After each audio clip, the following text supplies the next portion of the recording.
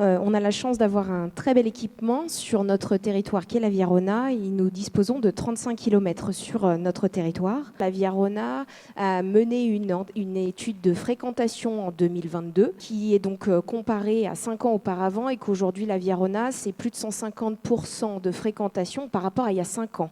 Aujourd'hui, on atteint plus de 2,8 millions de passages sur le tronçon complet, ce qui est un potentiel de clientèle extraordinaire pour nous. On est à hauteur de 80% d'excursionnistes. Ce sont des gens qui ne dorment pas sur le territoire, mais qui le consomment à la demi-journée ou à la journée. Puis on va avoir des itinérants et des touristes étrangers pour une part de 20%. Aujourd'hui, ce que l'étude de fréquentation nous apprend, c'est qu'un kilomètre de Via Rona, c'est 56 000 € de dépensés. Donc sur 35 km, on frise les 2 millions d'euros dépensés sur notre territoire. Au demeurant, on a quand même un travail de structuration. On a justement besoin de mieux matérialiser la proximité de nos territoires et de savoir comment tisser ces liens et ces ponts entre nos deux activités qui sont effectivement interconnectées. Aujourd'hui, ces 2 millions d'euros, on crache vraiment pas dessus. Les commerçants de Belay ont conscience justement de l'attrait, la capacité touristique qui monte clairement.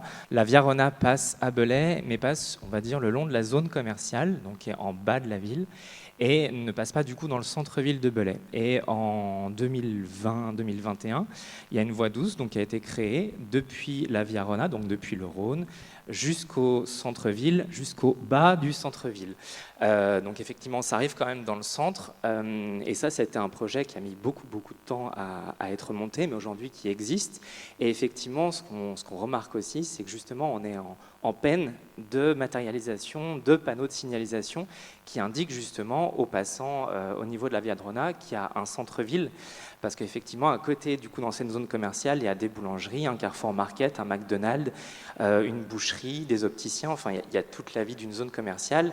Et effectivement, pour ceux qui voudraient consommer, ils peuvent le faire immédiatement, mais n'ont pas forcément l'idée, la connaissance ou même l'envie parfois de remonter la voie douce pour aller jusqu'en centre-ville. Donc effectivement, on attend avec grande impatience justement ces panneaux de signalétique qui pourraient indiquer tous les services commerciaux et culturels aussi de notre ville.